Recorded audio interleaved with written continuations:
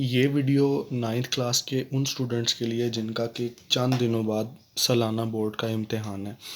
तो मैंने एक सैम्पल पेपर लिया जो कि लाहौर बोर्ड के साल 2019 में आया हुआ है और ये फर्स्ट ग्रुप में आया हुआ है।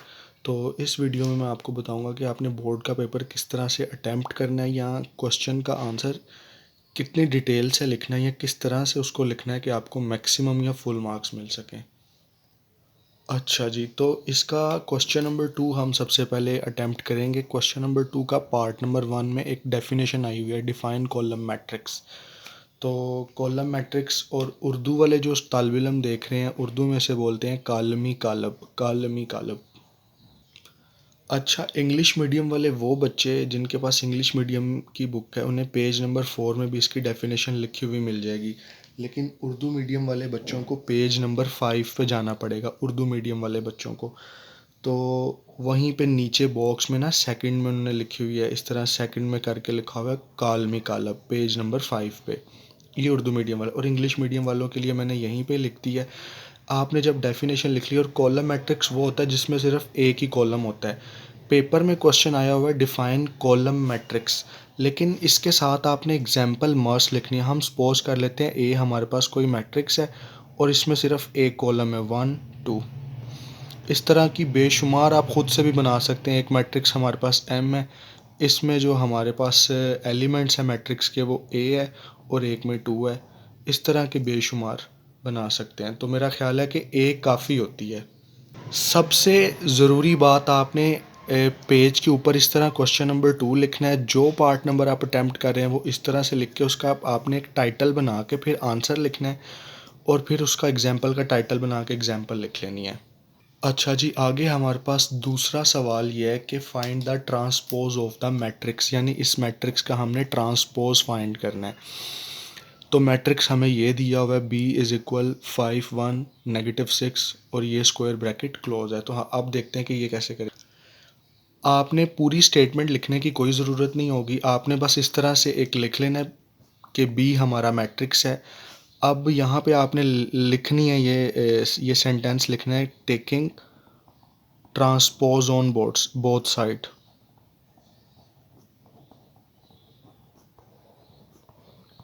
ये लिखने के बाद आपने क्या करना है, जो बी है इसके ऊपर आपने छोटा सा लेटर टी डाल देना है। और ट्रांसपोज ये होता है कि अगर आपको रो दी हुई है ना कोई रो, तो उसको कॉलम में कर दें, और अगर कोई कॉलम दिया हुआ है उसको रो में चेंज कर दें। तो ये हमारे पास एक रो है, लेफ़्ट टू राइट है, तो इसको हम कॉलम में लिख देंगे 5 1 -6। बस जी, ये इतना लिखने का जो है ना आपके पास जो है 2 नंबर होंगे। अगर आप बहुत अच्छा तासुर डालना चाहते हैं तो आप ये इंग्लिश में ये लाइन भी लिखते हैं कि we change row into column, क्योंकि हमारे पास रो दी हुई थी उसको कॉलम में कर दिया और यही एक्चुअली में ट्रांसपोज होता है। आगे हमारे पास तीसरा क्वेश्चन है, ये हमारा आया हुआ है एक्सरसाइज नंबर 2.3 से। एक्सरसाइज 2.3 से, और एक्सरसाइज नंबर 2.3 का भी ये पार्ट नंबर 1 है। तो इसको कैसे अटैम्प्ट करेंगे, उन्होंने सिर्फ लिखा हुआ है simplify the cube root of -125। तो ये नहायत ही आसान सवाल है। तो इसके लिए अगर आप 125 के फैक्टर बनाना चाहें, प्राइम फैक्टर बनाना चाहें, तो वो भी बना सकते हैं। चूँकि लास्ट में 5 आ रहा है तो 5 से स्टार्ट करेंगे। 5 2 ज़ार 10, 1 कैरी 5 3 ज़ार, ओके, तो 5 2 ज़ार 10, 2 कैरी, ये नंबर बन गया 25। 5 5 ज़ार 25, 25 फिर 5 के टेबल में जाएगा, 5 5 ज़ार 25 और 5 1 ज़ार 5। तो 125 के जो फैक्टर बन रहे हैं 125। अच्छा जी, ये cube root -125 as it is equal cube root 3 as it is, ये नेगेटिव साइन भी एज इट इज़, और 125 का हमारा जो क्यूब बना है आंसर वो बना है 5 क्यूब। तो 125 की जगह मैंने लिख लिया 5 क्यूब। अब ये हमारे पास एक प्रॉपर्टी होती है, अगर यहाँ पे n है और a to the power n है, तो ये square root to the power n इस पावर n से कैंसिल होके हमारा आंसर आ जाएगा a। तो ये भी वही प्रॉपर्टी है, ये क्यूब इस क्यूब रूट से कैंसिल, तो आंसर आ जाएगा -5 और ये हमारा आंसर होगा।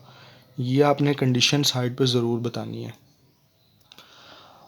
3 सवाल हो गए हैं, आगे चलते हैं। द फोर्थ शॉर्ट क्वेश्चन उन्होंने पूछा हुआ है कि right real and imaginary part of the number, और नंबर हमारा ये है कि इसके हकीकी और इमेजिनरी हमने अदाद बताने हैं या हिस्से बताने हैं।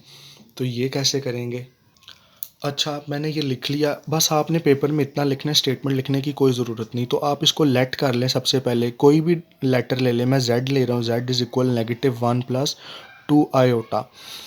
अब अगर आपने रियल और इमेजिनरी नंबर का कॉन्सेप्ट अच्छी तरह पढ़ा हुआ तो आपको पता होगा कि जो नंबर्स होते हैं, जो हमारे पास नंबर्स होते हैं लाइक कॉन्स्टेंट्स, जिनके साथ आयोटा नहीं होता वो हमारे रियल नंबर्स होते हैं, और जिनके साथ आयोटा का साइन आ जाए वो हमारे इमेजिनरी नंबर हो जाते हैं। तो आपने यहाँ पे लिखना है real, REAL, real of Z है हमारे पास -1, और उसके बाद आपने बताना है इमेजिनरी ऑफ जेड हमारे पास क्या है, ओनली है 2। ये आयोटा लिखने की कोई ज़रूरत नहीं ना, बस इसके साथ जो नंबर लिखा हुआ है ये इमेजिनरी है, और ये जो कांस्टेंट अलोन नंबर लिखा हुआ है ये रियल है। बस इतना कर देंगे तो इसमें भी आपको 2 नंबर पूरे मिल जाएंगे। नेक्स्ट क्वेश्चन है हमारा, हमने एक्सप्रेस करना है इन साइंटिफिक नोटेशन। 83,000 हमारे पास दिया हुआ है, इसको साइंटिफिक नोटेशन या साइंसी तरकीब में कैसे लिखेंगे? तो पहले से ही मैंने इसको पेज पे भी लिख लिया है। हमें पता है कि कोई भी नंबर होता है ना, उसमें जो डेसिमल होता है अगर गिवन ना हो तो उसका डेसिमल लास्ट में गिवन होता है, यानी मैं यहाँ पे डेसिमल लगा के आगे 0 लिख सकता हूँ। अब साइंटिफिक नोटेशन ये होती है कि इस डेसिमल को फर्स्ट नॉन ज़ीरो नंबर के बाद लिखना होता है, यानी ये डेसिमल शिफ्ट कर रहा है 1 2 3 4, यानी मैं इसे लिखूँगा 8.3 मल्टीप्लाई 10⁴। ये इसकी साइंटिफिक नोटेशन है। अगर कुछ बच्चों को ये बहुत ज़्यादा डायरेक्ट लग रहा है तो मैं थोड़ा सा साइड पे लाइन लगा के एक दूसरा तरीका उससे भी करके आपको दिखा देता हूँ। 83,000 हमें गिवन है, हमें पता है कि लास्ट में डेसिमल होता है, तो ये आ जाएगा यहाँ पे, और जब ये शिफ्ट होगा फर्स्ट नॉन ज़ीरो नंबर के बाद तो ये कितने डिजिट्स मूव हो रहा है, 1 2 3 4, तो 8.3, बाकी सारे ज़ीरो चाहे आप वैसे ही लिख लें। अब 4 power to the left side move होता है तो 10⁻⁴ आएगी। अब ये ज़ीरो लिखने, क्योंकि ये नॉन सिग्निफिकेंट होते हैं, ये ज़ीरोस नॉन सिग्निफिकेंट होते हैं, तो ये रिमूव कर देंगे। हमें ओनली नॉन ज़ीरो नंबर चाहिए, जैसे 8.3 टाइम्स 10⁻⁴। तो ये इस तरह 3 स्टेप में भी आप लिख के बता सकते हैं, ये हमारा आंसर है। इतना आप लिख देंगे, अगर आप डायरेक्ट भी लिख देंगे तो आपको 2 नंबर मिल जाएंगे। अब हमारे पास छठा शॉर्ट क्वेश्चन है जिसमें उन्होंने कहा है find the value of x if log of x to the index 3 is equal 4। ये शायद मैंने इसे गलत पढ़ दिया, मैं इसको दोबारा सही से पढ़ता हूँ। log of x to the base 3 is equal index of 4। तो ये जो क्वेश्चन है इसकी मैंने ये फॉर्म लिख ली है। अब इसको एक दफ़ा पहले देखते हैं कि इसको पढ़ेंगे कैसे। ये जो एक्सप्रेशन है इसको हम पढ़ेंगे log of y to the base a is equal to the index x. तो जब ये लोगरिथमिक फॉर्म को हम एक्सपोनेंशियल फॉर्म में या पावर फॉर्म में कन्वर्ट करते हैं तो हमारे पास ये जो बेस है ये ए वैसे ही आ जाती है। इसे हम कैपिटल लिखते हैं, यहाँ पे ये इसके स्मॉल में चूँकि इसकी बेस है ये कैपिटल लिख लेते हैं, और ये जो एक्स लिखा हुआ है ये इसकी पावर में आ जाता है, ये एक्स आ जाता है इसकी पावर में, और इज इक्वल का साइन, और ये वाई शिफ्ट हो जाता है इस एक्स की जगह पे। तो यही सेम प्रोसेस हम इस पे अप्लाई करेंगे। log of x to the base 3 is equal to the index 4। तो मैंने आपको रूल ये बताया था कि ये जो बेस है इसे हम कैपिटल लिख लेंगे, बेस कैपिटल लिख ली, और ये जो सामने नंबर दिया हुआ है ये जो नंबर दिया हुआ है ये इसकी पावर में आ जाएगा 3⁴, और ये जो x है ये यहाँ पे शिफ्ट हो जाएगा इज इक्वल टू एक्स। तो ये बन रहा है 3⁴, और 3⁴ का मतलब ये होता है कि a number 3 multiply itself 4 times. 3 और अगर आपके पास कैलकुलेटर आप इसका प्रोडक्ट फाइंड कर लोगे तो प्रोडक्ट आ जाएगा 81 इज इक्वल एक्स। और हम इसको ऐसे भी लिख सकते हैं, और एक्स चूँकि यूजुअली मैथमेटिक्स में ज़्यादातर लेफ़्ट साइड में लिखा जाता है वेरिएबल एक्स और वाई, तो इस वजह से मैंने इसको इस तरह लिख लिया। इस तरह भी लिख लेंगे तो बिल्कुल ठीक माना जाएगा। अगर आप इतना कर देंगे तो आपको इसके भी 2 नंबर पूरे मिल जाएंगे। और ये जो क्वेश्चन था ये एक्सरसाइज 3.2 का क्वेश्चन नंबर 6 का पार्ट नंबर 5 था। अच्छा जी, अब आगे हमारे पास क्वेश्चन नंबर 7 है। क्वेश्चन नंबर 7 में उन्होंने कहा evaluate the algebraic expression for x is equal -1, y is equal -9, z is equal 4। तो देखते हैं इस क्वेश्चन को कैसे करें। इस क्वेश्चन को करने के लिए हमने सबसे पहले ये जो एक्सप्रेशन है लेफ़्ट पे इक्वल लिखकर इसे ऐसे लिख लेना है, x³ y माइनस 2 z में मैं ये लाइन लगा रहा हूँ ताकि 2 और z आप इससे कंफ्यूज ना हो जाना और z को 2 ही ना समझ लेना। अब इसका मतलब ये है कि जहाँ x लिखा हुआ है इस एक्सप्रेशन में वहाँ पे आपने पुट कर देना है -1, और इस एक्सप्रेशन में जहाँ y लिखा हुआ है y की जगह आपने पुट कर देना है -9, और जहाँ z लिखा हुआ है वहाँ पे पुट कर देना है 4। कुछ नहीं, बस x की वैल्यू -1 है, x की जगह -1 और पावर 3 है तो पावर 3 आ गई। y की वैल्यू हमारी -9 है, ब्रैकेट क्लोज, ये negative sign as it is, ये 2 है, ये 2 एज इट इज़, और z की वैल्यू हमारी है 4 एज इट इज़, ये हमारी बार आ गई।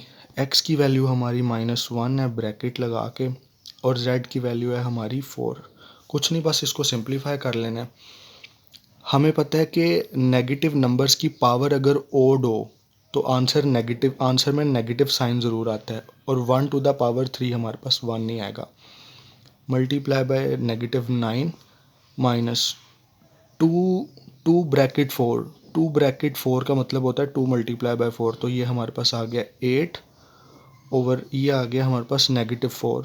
इधर भी चाहे तो ब्रैकेट लगा ले ताकि आप कंफ्यूज ना हो जाए। अब -1 टाइम्स -9 तो हमारे पास आ जाएगा +9, -8 ओवर 4, ये हमारे पास आ जाएगा 9, ये नेगेटिव नीचे वाला आएगा 9 -1 या 9 -8 हमारा होता है 1 ओवर -4। तो ये हमारा जो है ये आंसर होगा या अवेल्यूएशन होगी इस वाले अलजेब्रिक एक्सप्रेशन की फॉर अगर दीज वैल्यूज़ आर गिवन। और ये जो क्वेश्चन है ये चैप्टर नंबर 4 में से एक्सरसाइज 4.1 में अगर आप जाएं तो उसका जो क्वेश्चन 4 का सेकंड पार्ट है ये वो आया हुआ है। अच्छा जी, आगे हमारे पास है क्वेश्चन नंबर 2 का पार्ट नंबर 8। क्वेश्चन नंबर 2 का पार्ट नंबर 8, इसमें उन्होंने कहा है रैशनलाइज द डिनोमिनेटर, और एक हमें फ्रैक्शन दी हुई है जिसके डिनोमिनेटर में अंडर रूट आया हुआ है, और हमें ये पता है कि जब डिनोमिनेटर में स्क्वायर रूट या अंडर रूट आए तो हम उसे रैशनलाइज करते हैं। ये जो क्वेश्चन है ये एक्सरसाइज में से नहीं आया, ये पेज नंबर 92 की एग्जाम्पल नंबर 1, इस एग्जाम्पल को एग्जामिनर ने एज अ शॉर्ट क्वेश्चन दिया हुआ है, तो एग्जाम्पल्स भी पेपर में आती होती हैं। अब देखते हैं ये क्वेश्चन कैसे होगा। रैशनलाइज करने के लिए जो डिनोमिनेटर होता है ना, ये डिनोमिनेटर से मेरी मुराद है ये जो डाउन में वैल्यू लिखी हुई है, इसका कॉन्जुगेट लेके हमने न्यूमिनेटर में और डिनोमिनेटर में मल्टीप्लाई करवाना होता है। पेपर में आपने इस तरह एरो बना के एग्जामिनर को नहीं समझाना, आप सिंपली सॉल्व भी कर रहोगे ना तो उसको पता चल जाएगा कि बच्चे को आता है या नहीं। 58 over 7 minus 2 square root of 5, rationalise करना है, इसका कॉन्जुगेट कैसे आएगा, ये नेगेटिव चेंज हो जाएगा पॉजिटिव में, multiply by 7 + 2 square root of 5 और 7 - 2 square root of 5 bracket close. Rationalise वाले क्वेश्चन में नीचे तो हमेशा हमारे पास ये फॉर्मूला कंप्लीट होता है क्योंकि इसमें ये वाली वैल्यू बनती है a + b bracket a - b, और a + b bracket a - b हमारे पास होता है a² - b², या हम इसको इस तरह भी लिख सकते हैं, अगर पहले नेगेटिव वाला आ जाए और बाद में पॉजिटिव वाला आ जाए तब भी हमारा जो इसका एक्सप्रेशन का आंसर है वो यही रहेगा।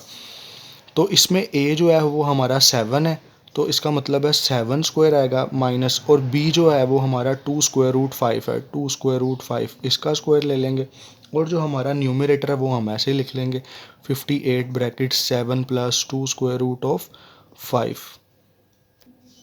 आगे चलते हैं।